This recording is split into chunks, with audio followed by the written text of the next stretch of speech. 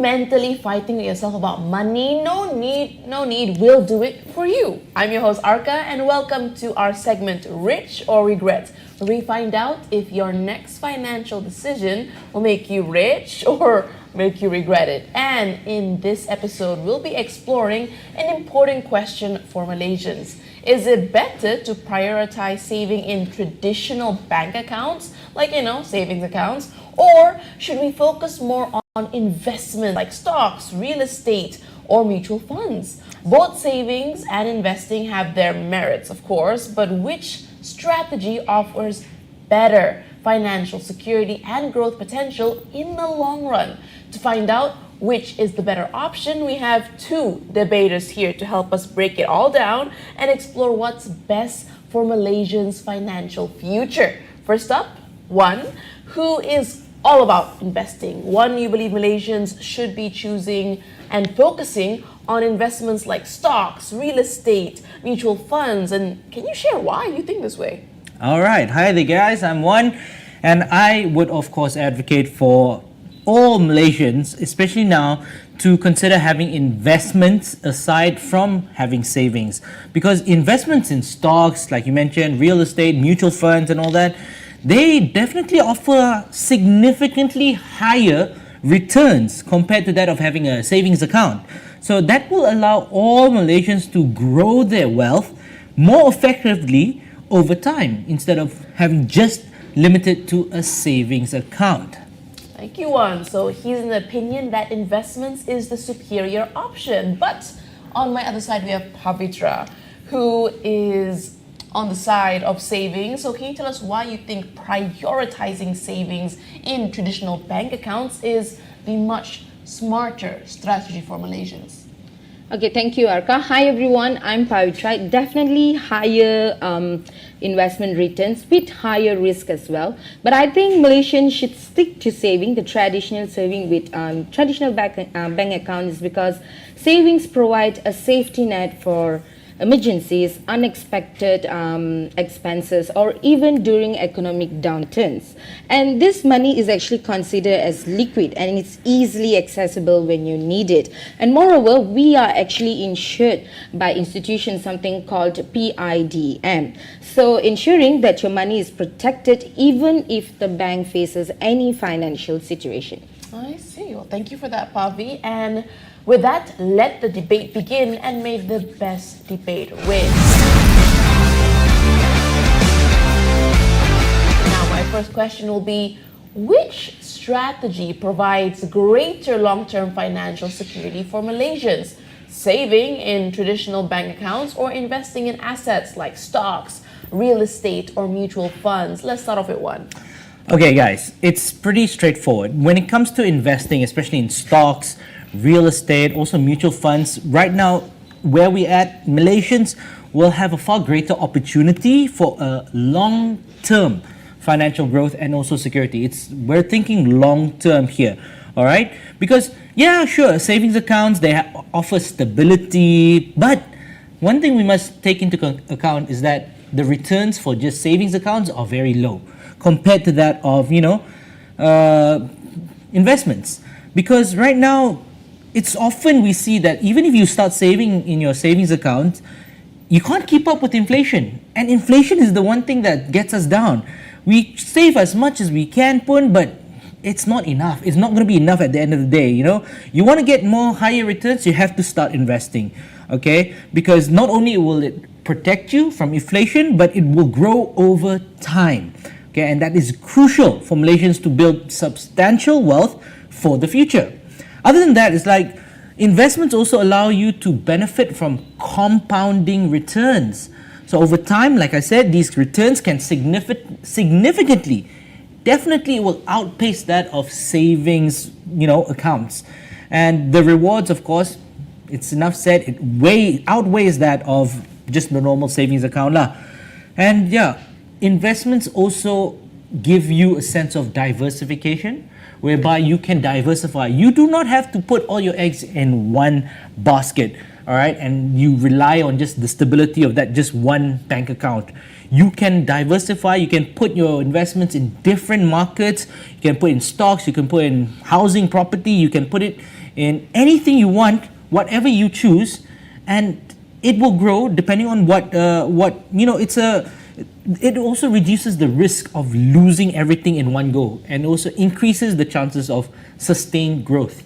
And yeah, that's why investing much better in the long term for long-term sustainability and growth of wealth, in my opinion. Oh, well, it's quite interesting. You mentioned losing everything in one go. Is that possible in a savings account, Bobby? No, no. Actually, now we have so many investment options in Malaysia, and we even come across every day like how people get scammed and all that stuff. But obviously, there are ways to invest. Okay, but when it comes to traditional banks like this, they offer us stability. Obviously, the return is very little, but there's stability and peace of mind that our funds are secured properly by the PIDM. Now, a part of that, this security is actually very invaluable in a country if there is any economic uncertainty can strike, like the global pandemic. Okay, when it comes to situations like this, we don't have to worry about the market fickleness or how are we going to make the most out of it. So you're saying you feel like savings is consistent? It's consistent, yes, it's going to be very little, but it's there.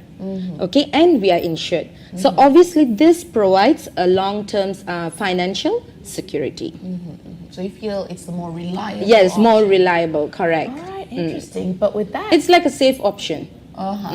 So someone wants to go more risque versus... Risk taker. Versus safety. But can Malaysians effectively grow wealth through savings alone? Or is investing necessary to keep up with inflation and rising living costs one?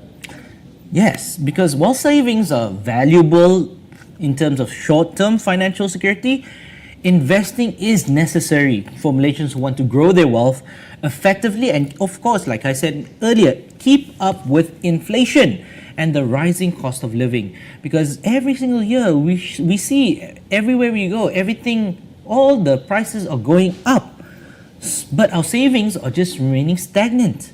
You know, they're not growing in tandem with that of the rising cost of living, the rising cost of everything around us. So in today's economic environment, especially today, traditional savings account, they often provide returns that are lower than that of the inflation rate, which doesn't help us in the long run. So it means while your savings may grow, but the purchasing power of those savings declines over time. All right? I can give you so many examples. You save 5,000 ringgit today in a normal savings account. By next year, maybe you'll have maybe 6,000, 7,000. But when you invest some in stocks or anything like that, that can grow at least 2-3 folds. But is the returns guaranteed?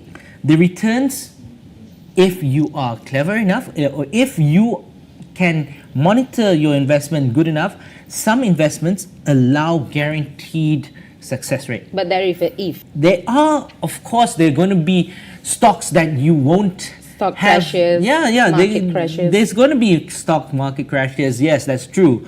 But then there are also other stocks that remain resilient over time. Yeah. Gold, for example, you put your money in gold over time, that money will grow and grow and grow. You know, there is very, very no likelihood of gold ever crashing. You know, compared to that, if you put your money in like currency, for example, for foreign exchange, yes, there's going to be times where we've seen the ringgit go all the way up, you know, in the past few months, and then now it's stabilizing, going back down. So that's a bit, you know, a seesaw, you know, where you go up and down, but the smart money will go towards investing in something that you know will have better returns in the future and stability. So you can choose, like I said, diversification. You are not forced to put all your money in one basket, and you're not forced to put all your money into something that, oh no, you know that it's not going to work. But at the end of the day, you can find something, an investment, a truly good investment whereby you can just stick with it and you know over time it will grow. Property, for example. You invest in property, that will never go down. Property market will always go up in at least 90% of all cases. So that is another way of investing, securing yourself long-term sustainability for the future. All right? Bobby, any rebuttals for that? You seem to be already cutting him through there. Okay, so for me, I think investment is a secondary option these days. Nothing comes like having a proper saving account. You can have it today and you can lose everything tomorrow. That's how I see investments, like, because many years back, everyone was investing in this broker called FX broker. I was one of it. Everyone was doing good, and then boom, something happened. Everyone lost their money, including myself and my family and all that. So like what one said, yes, there are like good options available. What I'm trying to emphasize here is the Trustworthy. the trustworthy, the security. And just now you asked us if we can have enough saving by how do you say, by savings alone. Yes, but one with definitely with discipline and clear financial plan. And also for example, like fixed deposit, it usually offers like a higher interest rates that actually allows us to grow our wealth steadily. And then by contributing to fixed deposits or even our saving accounts with 5% or 6% interest, definitely we can have savings. Oh, so you're saying there's more than one way to save in a bank, because Yes. one was saying it's just one way. No, it can be our saving accounts, and there is also something called FD. Yeah, and what gives me the satisfaction here is it's going to be a small return, but then I'm secured and it's accessible anytime, unlike investment. Again, risk versus stability. Yes. But does saving money in a bank offer more financial stability during economic downturns, or do the investments have the potential to outperform in the long run despite the risks?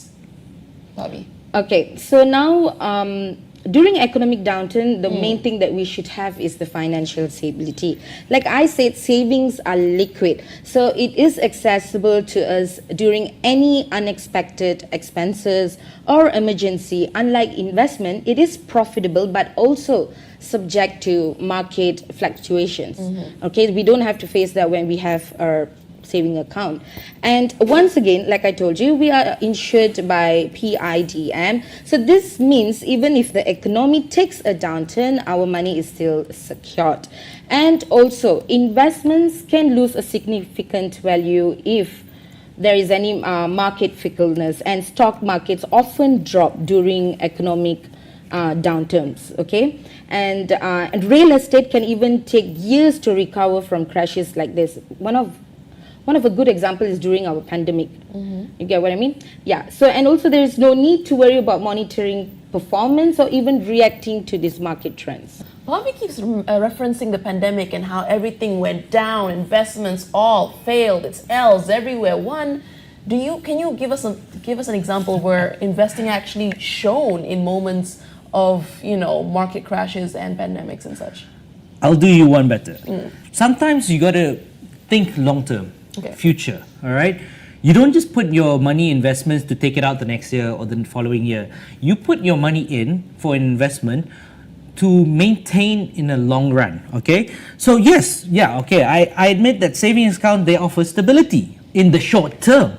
But then when it comes to investments, the potential can significantly outperform that in the long run, okay? Especially during economic downturns. We have let's take the aircraft or the airline industry during the pandemic. Of course, everything went down. Everything was horrible, all right? If you invested in AirAsia or Mars or, in any aviation group during that time, if you had stocks there, of course, things would not go well. That means don't take your stocks out now.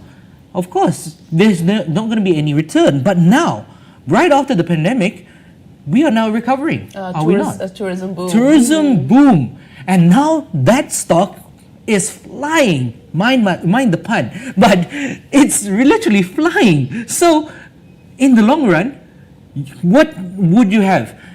Something that you've already invested in the long run, and now the potential return is even higher than that of before you invested in So it. it is not for everyone.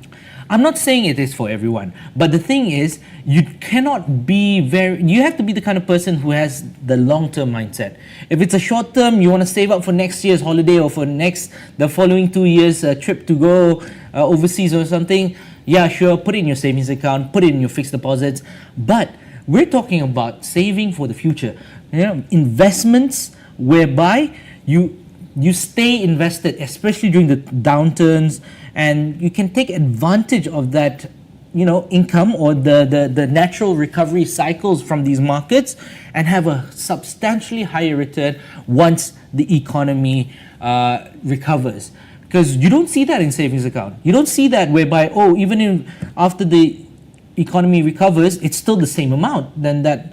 Okay, so yeah, stability, fantastic, but there's still no earnings. Like, you don't get higher earnings from that. For example, I'll give you another example. During the pandemic, of course, one of the biggest market advances was rubber gloves. Oh, yes. People were, whoever invested in rubber gloves or medical supplies before the pandemic, their returns shot up like crazy during the pandemic. Gloves, masks, everything like that. Anyone who invested in medical supplies during that time, they came out of the pandemic with a lot of spare change to spare. So it also depends on your opportunity. You have to have also an opportunist mindset. All right, you need to be able to tell during what cycle of economy should you invest and should you take out your returns, which is the most important thing. All right, because yeah, it's not for everyone, like you said, but for Malaysians, it is the better option, worthwhile option.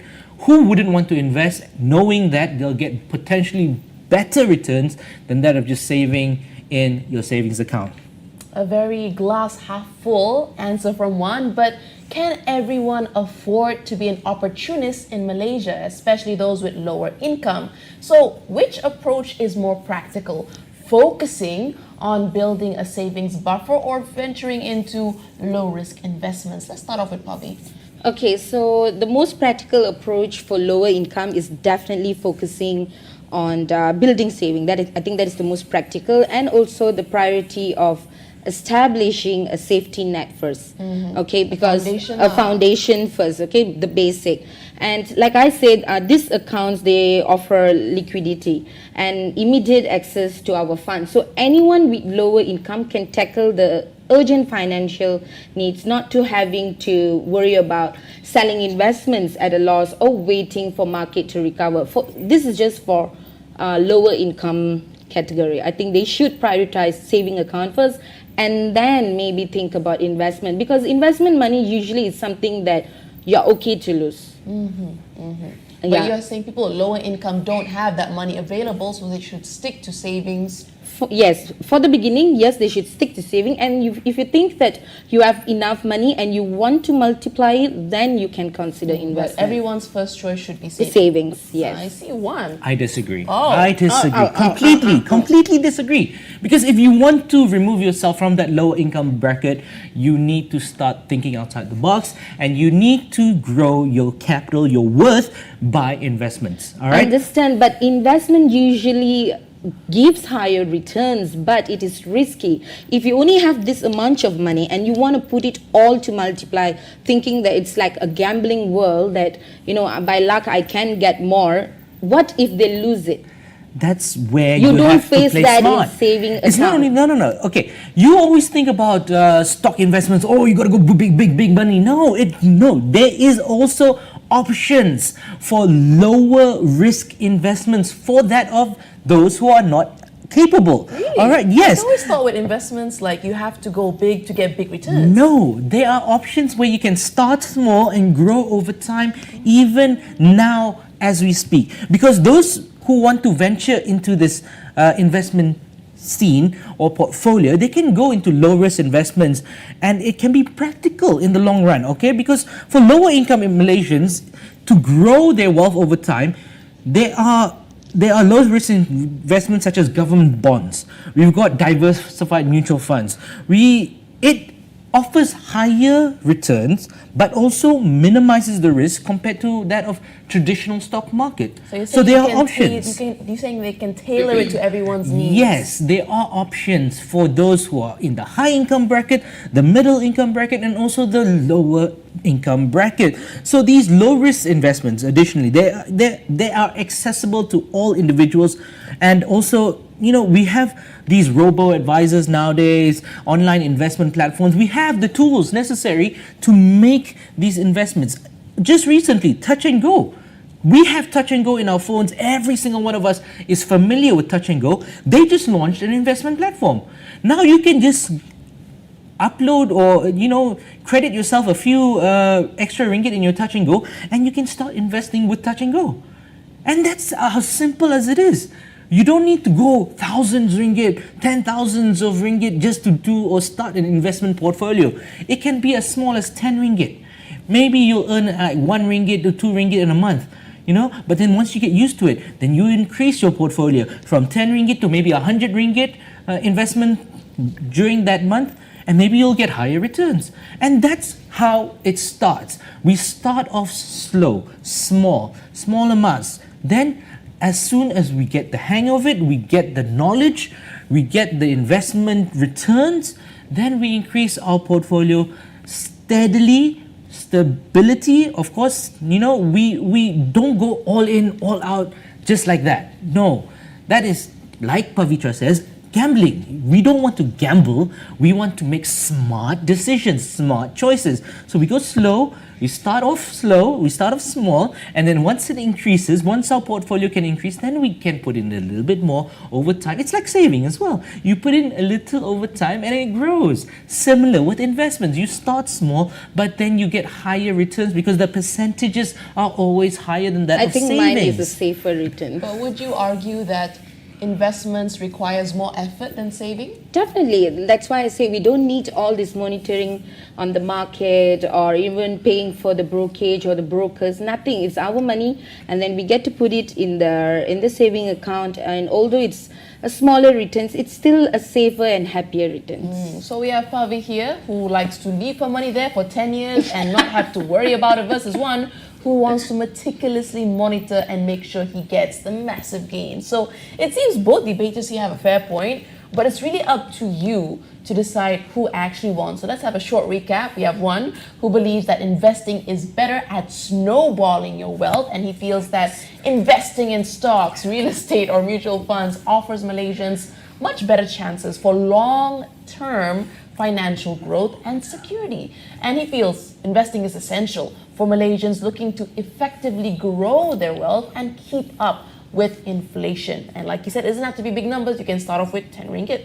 I can't testify, but that's what one is claiming here. And investments can create additional income sources beyond just your salary and savings. And learning about different investments does help individuals understand personal finance and improve their wealth management skills. So there is some work you need to put into this. Whereas Pavi here, she thinks that having savings is still the better option, and it should be your first option due to its low risk nature, and you also feel that traditional bank savings provide unmatched stability and reassurance, especially for safety focused Malaysians, what with all the scams happening now. Yes. Correct? And Malaysians can build wealth effectively through disciplined saving and a solid financial plan. Also, the matter of having reliable savings fund is essential during economic downturns like the pandemic or recessions, or even something smaller like losing your job, right? Savings accounts provide liquidity, allowing quick access to funds for emergencies like medical bills or job loss. And it seems that both sides have presented really strong arguments. I'm just sitting like, do I want to make money, quick, or do I want something stable? Like, I'm stuck here. But it's really up to you, the audience, to decide who won this debate. Was it one here or was it Pavi? Drop a comment below and let us know who you think made a better case. Be sure to follow us at KleverStock.my on our social media channels, and don't forget to visit www.KleverStock.live to catch our live sessions from Monday to Friday, where we cover everything finance. Bye-bye. Scan now and download KleverStock, your trusted source for market insights.